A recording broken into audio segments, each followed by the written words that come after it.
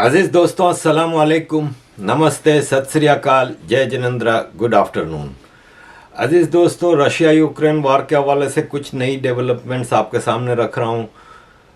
Dollar की international currency की हैसियत से अभी ख़त्म नहीं हुई, लेकिन ज़ाहिर है ख़त्म होना शुरू हो गई है और रिप्लेसमेंट करेंसी सामने आ रही हैं। उस पर बात करनी है।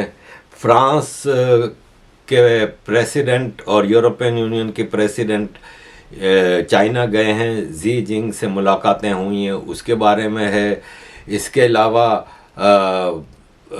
जो रशिया ने न्यूक्लियर वेपन्स इस्तेमाल करने की धमकी दी है, उसके हवाले से, और सऊदी और ईरानियन फॉरेन मिनिस्टर की चाइना में मीटिंग हुई है, चाइनीज़ फॉरेन मिनिस्टर की मीडिएशन में, उस पर आपसे बात करनी है। शुरू करते हैं। रशियन यूक्रेन वार देखें, रशियन यूक्रेन वार है ना, वो वेस्ट हार गया है, तकरीबन हार गया है। जर्मनी के चांसलर ने कहा है कि मैं मुसलसल पुतिन से राब्ते में हूँ और रशिया और जर्मनी आगे चल के पार्टनर बन सकते हैं। और ये यूरोपियन यूनियन अमेरिका के लिए एक ख़तरा है। After all second world war की स्टार्ट हुई थी, जर्मनी ने पोलैंड के ऊपर हमला किया था तब से, और फिर इसमें बाकी यूरोप आया और जर्मनी के ख़िलाफ़ लड़ा। तो आज भी कॉमन जर्मन है ना, वो फ्रेंच को, पोलिश को, अमेरिकन्स को पसंद नहीं करते। फिर अमेरिकन आर्मी जर्मनी में बैठी रही 50-60 साल से, तो वो जर्मनी के लोग अंदर ही अंदर उस चीज़ को पसंद नहीं करते, और जर्मनी रशिया की तरफ झुक रहा है। इसके अलावा हंगरी ने कहा है कि फ़ौरन जंग रोकी जाए, और जंग अब इनको पता है कि ये जीत तो सकते नहीं और आगे बढ़ेंगे, तो उसके लिए इनको पता है कि पुतिन एक बहुत ही ख़तरनाक लीडर है। इसीलिए अब ये फ्रांस के सदर मैक्रों गए हैं रशिया, और वहाँ पे उन्होंने मीटिंग की है चाइनीज़ प्रेसिडेंट जी जिंग से। इसके अलावा उनके साथ यूरोपियन कमीशन की प्रेसिडेंट अर्सुला वॉन डर लेyen भी गई हैं। मैक्रोन ने अलग से मीटिंग की जी के साथ, और फिर तीनों ने, यानी यूरोपियन कमीशन की प्रेसिडेंट अर्सुला, मैक्रों और जी जिंग की भी मीटिंग हुई। फ्रांस के सदर एमेनुअल मैक्रों ने कहा है प्रेसिडेंट जी से कि आप, हमें उम्मीद है, हम आप पे भरोसा करते हैं, हम आप पे डिपेंड करते हैं कि आप रशिया को कहेंगे कि वो अकल के नाखून ले और वो नेगोशिएशन की टेबल पे आए।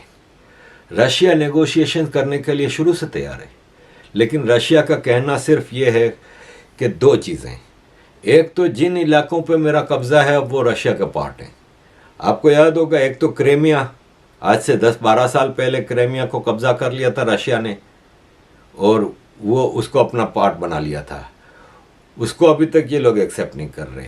अब इस जंग के दौरान 4 और यूक्रेन के पार्ट रशिया ने कहा कि ये ओरिजिनली रशिया के हिस्से हैं, तो अब हम इनको अपने रशिया में शामिल कर रहे हैं, तो वो ऑलरेडी उसने शामिल कर लिए। तो उसने कहा है कि ये जो मेरे पास है ना, ये तो मेरा है, और यूक्रेन से जंग ख़त्म करनी है तो आपको ये गारंटी देनी होगी कि यूक्रेन ना तो नेटो का मेंबर बनेगा, ना यूरोपियन यूनियन का बनेगा, और चेंज ऑफ रेजिम होगी।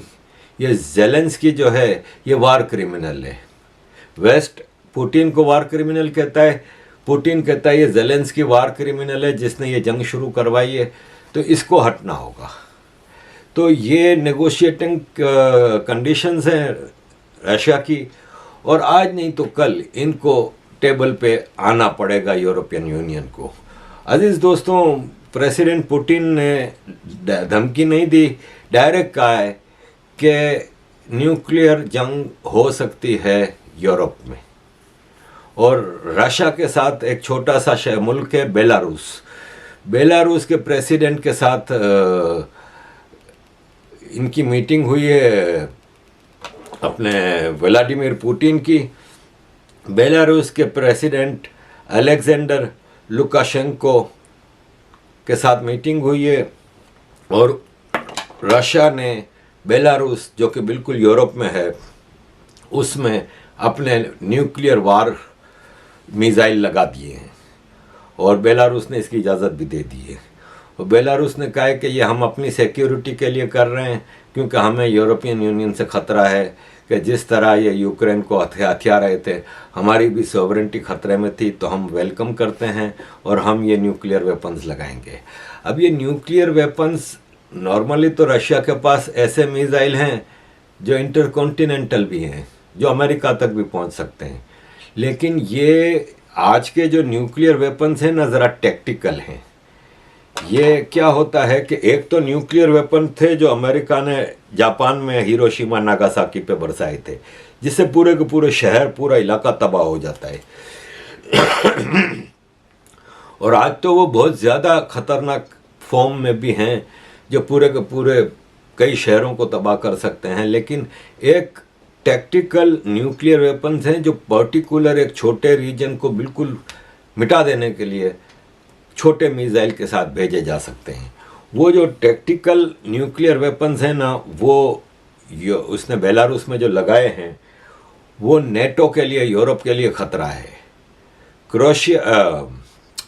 यूक्रेन और यूरोप की नींदें उड़ गई हैं क्योंकि अगर मामलात ख़राब हुए और जिस तरह अमेरिका वार क्राइम्स कर रहा है, अभी आपको पता है कि एक पुतिन के बहुत ही करीबी साथी को बम धमाके में मार दिया गया।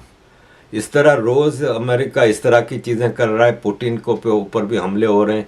किसी दिन उसकी हट गई ना तो वो कुछ भी कर सकता है, फिर जवाब में आप कुछ भी करो। लेकिन यह है कि ये सारी चीज़ें हो सकती हैं। देखें, इस वक्त रशिया यूक्रेन वार में पोजीशन ये है कि America, Canada, European union, Australia, Japan, ये एक तरफ हैं जो सपोर्ट कर रहे हैं यूक्रेन को। यानी ये रशिया से जो जंग है ये दो ग्रुप के बीच में है। एक तरफ है Russia, Iran, Venezuela, Nicaragua, Cuba, Myanmar, Burma और इराक, ये रशिया के साथ खड़े हैं, क्लियर हो।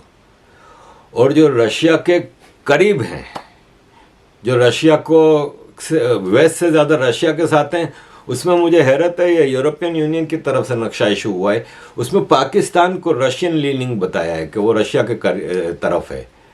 और इसमें देख लें काफ़ी हैं, अफ्रीका के काफ़ी मुल्क हैं, अल्जेरिया है, साउथ अफ्रीका है, फिर इधर आप जाएं तो चाइना है। ऐसे कई मुल्क हैं जो कि रशियन क्लोज हैं रशिया के, जबकि साउथ अमेरिका में अर्जेंटीना, चिली और अफ्रीका के कुछ मुल्क, इंडोनेशिया वगैरह वेस्ट के साथ खड़े हैं। न्यूट्रल जो है ना, उसमें इंडिया है, ब्राज़ील है, सऊदी अरब है, इजिप्ट है, मंगोलिया है, अफ़गानिस्तान है। तो आप देखें कि जंग अमेरिका ने ये सोच के शुरू कराई थी कि मिनटों में हम रशिया को नचा देंगे, जिस तरह अफ़गानिस्तान में इनको तबाह कर दिया था इस तरह हम तबाह कर देंगे, लेकिन नतीजा मुख्तलिफ निकला। अज़ीज़ दोस्तों, इस जंग के नतीजे में जो सबसे बड़ा नुकसान हो रहा है ना, वो हो रहा है अमेरिका को, क्योंकि अमेरिका की हेजेमनी टूट रही है। यूनिपोलर पावरिज्म दुनिया है ना, वो ख़त्म हो रही है। ये 1973 में अमेरिका के हेनरी किसिंगर ने कहा था कि जो फूड सप्लाई को कंट्रोल करता है ना, वो लोगों को कंट्रोल करता है। जो एनर्जी को कंट्रोल करता है ना, वो कॉन्टिनेंट्स को कंट्रोल करता है। और जो पैसे को कंट्रोल करता है, वो दुनिया को कंट्रोल करता है। और पैसे के कंट्रोल की बात यह है कि डॉलर है ना, ये दुनिया को कंट्रोल कर रहा है। आज से 100 साल पहले foreign exchange reserve currency zero थी, डॉलर 82%। आज से 100 साल पहले, बल्कि 47 तक 82% फॉरेन एक्सचेंज रिजर्व करेंसी इस दुनिया की पाउंड स्टर्लिंग था। लेकिन 1947 में इंडिया गया इंग्लैंड के हाथ से, और अमेरिका ने सिस्टमेटिकली फर्स्ट वर्ल्ड वॉर के बाद डॉलर को दुनिया में फैलाना शुरू किया, और सेकेंड वर्ल्ड वॉर के बाद यूरोपियन यूनियन में फ्रांस, जर्मनी और इंग्लैंड, तीन मेजर पावर्स जो सुपर पावर थी दुनिया की, वो मिट गई और अमेरिका दुनिया की बड़ी पावर बनी। तो अमेरिका ने डॉलर को पूरी दुनिया में इंट्रोड्यूस कराया। 1918 तक डॉलर किसी की करेंसी, किसी के पास फॉरेन एक्सचेंज रिजर्व डॉलर का नहीं होता था। 1944 से ये जंग अजीम के बाद, वर्ल्ड वॉर 2 के बाद डॉलर किंग हुआ और ब्रिटिश पाउंड, और बाकायदा जो कॉन्फ्रेंस हुई थी ब्रेटन वुड्स कॉन्फ्रेंस 1944 में, उसमें अमेरिका ने डॉलर को इंट्रोड्यूस कराया एज ए करेंसी। वरना आप खुद देख लें कि ये ग्राफ बता रहा है कि किस तरह डॉलर ने राइज किया। डॉलर 1900 के शुरू में ज़ीरो था 1918 तक, फिर ये राइज किया, फिर ये राइज नीचे आया, फिर ये राइज किया, और 1944 के बाद 1947 के बाद डॉलर शूट करता गया और आज दुनिया में नंबर 1 करेंसी बन गई है।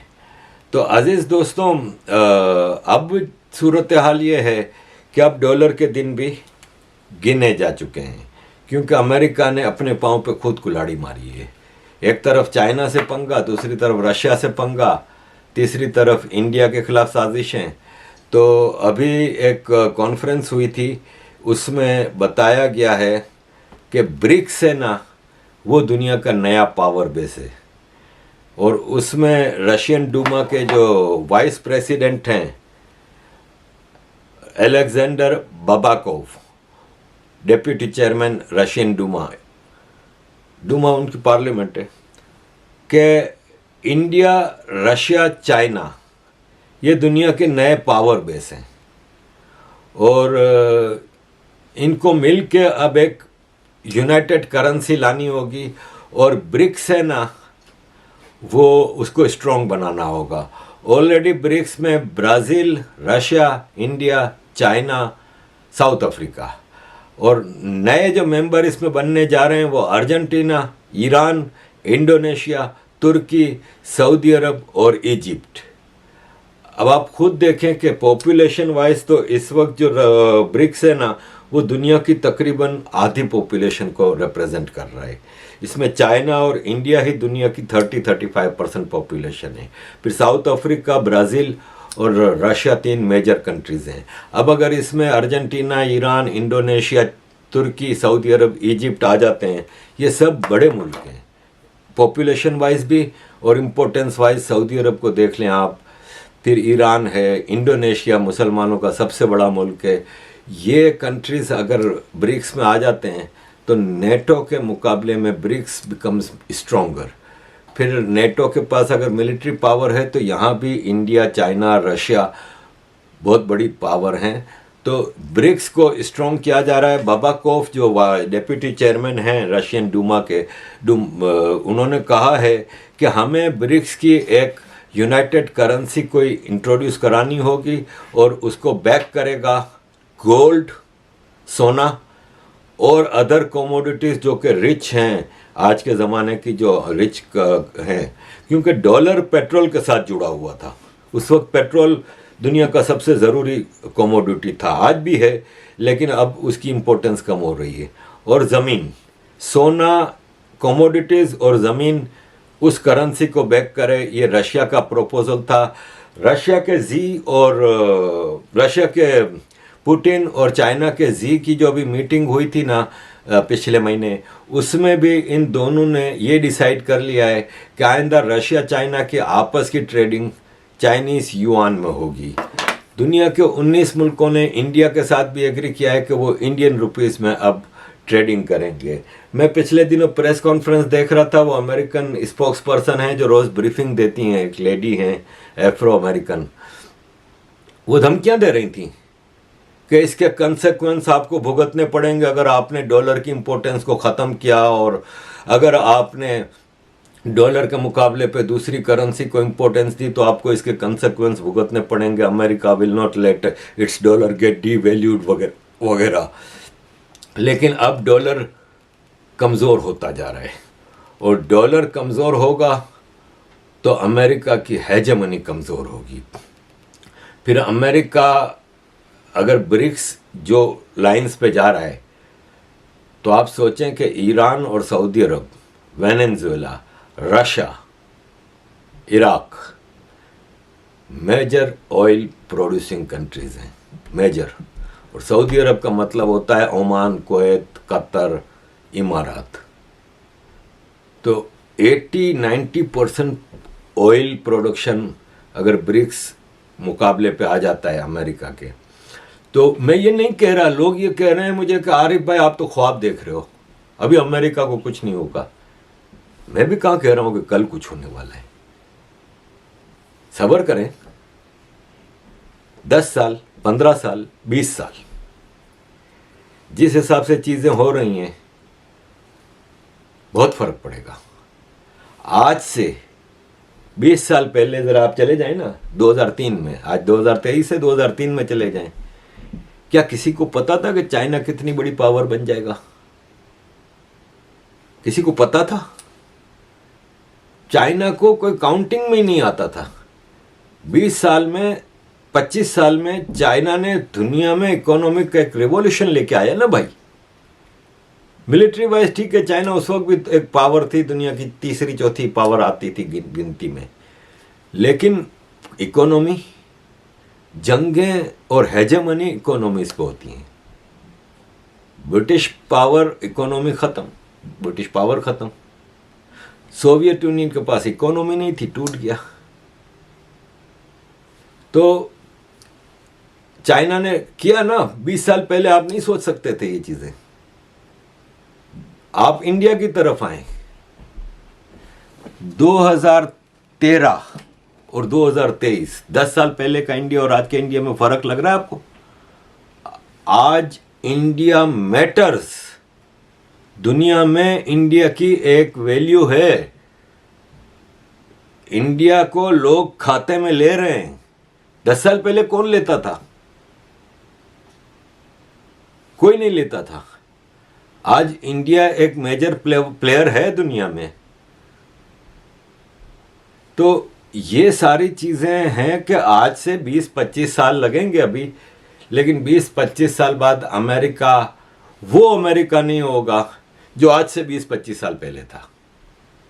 देखें, ये मैनकाइंड हिस्ट्री है, इसमें सुपर पावर्स हर दौर में रही हैं, लेकिन उनका एक टेन्योर है। क्या रोमन एम्पायर से बड़ी एम्पायर है अमेरिकन एम्पायर? क्या Umayyad empire, Abbasid empire, Ottoman empire से बड़ी है? एक से एक एम्पायर आई हैं दुनिया में, सबका अपना वक्त आता है फिर खत्म हो जाती है। ब्रिटिश एम्पायर, जहां सूरज गुरूब नहीं होता था, आज इतना सा यूके रह गया, उसमें भी स्कॉटलैंड और नॉर्दर्न आइलैंड अलग हो रहे हैं। तो हर पावर का एक वक्त होता है। सदा कोई सारे ये सोचे कि रहती दुनिया तक एक ही पावर रहेगी, नहीं, चेंजेस होती रहती हैं। आज पावर बेस एशिया बन रहा है, रशिया, इंडिया, चाइना। अगर चाइना बदमाशी कम कर दे ना इंडिया के साथ, और फैसले जो बॉर्डर डिस्प्यूट्स हैं उसको जस्टिफिकेशन के साथ क्लियर किया जाए, जो जिसका जस्टिफिकेशन है अरुणाचल प्रदेश पे आपका कोई हक नहीं है, अक्साई चीन पे आपने कब्जा किया हुआ है, अगर इस तरह से वो कर दें तो मैं कहता हूं दिनों में मामला चेंज हो जाएंगे। ये अमेरिका ने एक साजिश के तहत इंडिया चाइना को भिड़ा के रखा है, लेकिन आज की इंडिया की सरकार विस्डम फुल सरकार है। वो जज्बात में आके सारी चीजें नहीं कर देती कि हम चाइना से लड़ पड़ेंगे, ये करेंगे। अमेरिका तो चाहता है कि इंडिया चाइना लड़ पड़े, खत्म, हम इंडिया के साथ खड़े हैं, पूरा वेस्ट आ जाएगा आपके साथ खड़ा, जिस तरह यूक्रेन के साथ है। खड़े ऐसे होंगे कि बाहर खड़े होकर तमाशा देख रहे होंगे कि चलो दुनिया की वो दो मेजर पावर हैं, चाइना और इंडिया तबाह हो रही हैं, हम मजे से पॉपकॉर्न लेके खा रहे हैं और देख रहे हैं, फिल्म देख रहे हैं। वो तो चाहते ही है, लेकिन इंडिया में एक समझदार लीडरशिप है जो प्रोवोक नहीं हो रही इंडिया में कोई जेलेंस्की नहीं बैठा। एक जेलेंस्की भारत तोड़ो यात्रा पे निकला हुआ है, भारत का भी एक जेलेंस्की है, लेकिन वो कैलिबर नहीं है कि वो प्राइम मिनिस्टर क्या वो कोई चीफ मिनिस्टर भी बन जाए, उसका कैलिबर नहीं है।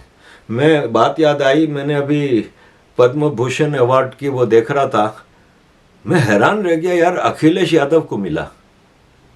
वो जब लेने जा रहा था मैंने कहा यार ये ऐसे ऐसे यूथियों को भी मिल जाता है भाई भारत में।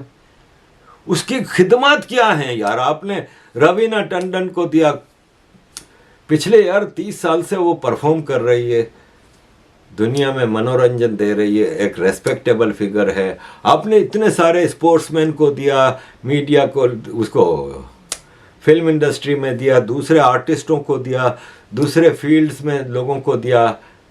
समझ में आता है अखिलेश यादव की खिदमत क्या है भारत के लिए, कोई मेरे को समझ नहीं आई। और मैं जब सुनता हूं कि वो 5 साल चीफ मिनिस्टर यूपी जैसी स्टेट का रहा है, तो मैं कहता हूं यार ये भारत क्यों पीछे रह गया था। इसके पीछे यही तो कारण था, ये कांग्रेस, ये अखिलेश यादव, ये लालू प्रसाद यादव का खानदान, ये जो खानदानी सियासत है ये ले डूबी है। लेकिन आज का भारत नहीं है वो। तो आज से 10 साल पहले आप भारत को इस लाइन में देखते थे जो आज है। इंटरनेशनल लेवल पे भारत की रिकॉग्निशन तो एक तरफ रखें, आप विद इन भारत भी तो देखें। Digitalisation of Bharat, infrastructural development of Bharat, दुनिया चेंज हो गई है भारत की। तो चीज़ें चेंज होने में आपको एहसास नहीं होता, लेकिन जिस हिसाब से डॉलर और अमेरिकन हेजेमनी टूट रही है, मुझे यकीन है कि 10-15 साल, 20 साल, मैक्सिमम 25 साल बाद अमेरिका वो नहीं होगा जो आज है। और अमेरिका आज भी वो नहीं है जो आज से 25 साल पहले था। दनाता फिरता था पूरी दुनिया में। 9/11 के वक्त अमेरिका का कहर था, एक अहंकार था। आज वो नहीं है America. Having said that, last topic की तरफ आते हैं कि चाइना की स्ट्रेंथ आप देख रहे हैं दिन ब दिन। एक तरफ रशिया से दोस्तियां कर रहा है, एक तरफ अफ्रीका। मैंने पूरा प्रोग्राम बनाया था आज से 2-3 हफ्ते पहले चाइना के ऊपर, जिसमें आपको पूरा डिटेल में अफ्रीका में उसकी इन्वेस्टमेंट, इसके रोड मैप्स, ये वो। अब मिडिल ईस्ट की तरफ आया है। सऊदी अरब ईरान का पहले नेगोशिएशन कराया नीचे लेवल पे, अब सऊदी फॉरेन मिनिस्टर और ईरान फॉरेन मिनिस्टर बीजिंग गए, वहाँ पे चाइनीज़ फॉरेन मिनिस्टर की निगरानी में दोनों ने एग्रीमेंट साइन किए हैं। एम्बेसडर असाइन हो रहे हैं दोनों के एक दूसरे के मुल्क में, इमारात में, कुवैत में, ओमान में, बहरीन में। इधर भी ईरान अपने सफ़ीर भेजेगा। और जो हो गया वो मट्टी पाव की बात हो गई, क्योंकि शिकायतें दोनों ने लगाई कि इमारात ने कहा कि देखें हमारा 2016 में ईरानी ड्रोन्स ने हमले किए थे हमारी ऑयल रिफाइनरी पे। सऊदी अरब ने कहा हमारे उस पर भी किए थे। तो ईरान ने कहा कि हाँ तुमने भी यमन में किया, फिर ईरान में ये किया वो किया। चाइना ने कहा यार अब ये तो अमेरिका चाह रहा था ना, तुम दोनों लड़ते रहो और इनके हथियार बिकते रहे। मट्टी पाओ, गलतफहमियाँ पैदा की गई थी, ख़त्म करो, आगे बढ़ रहे हैं। सीरिया को ऊपर अमेरिका ने तबाही मचाई थी। सीरिया और इराक भी अब चाइना और रशिया के साथ करीब हो रहे हैं। चाइना का इन्फ्लुएंस मिडिल ईस्ट में भी बढ़ रहा है, तो अमेरिका की हेजेमनी कम हो रही है। अजीज दोस्तों, thank you very much for all your support. Keep supporting.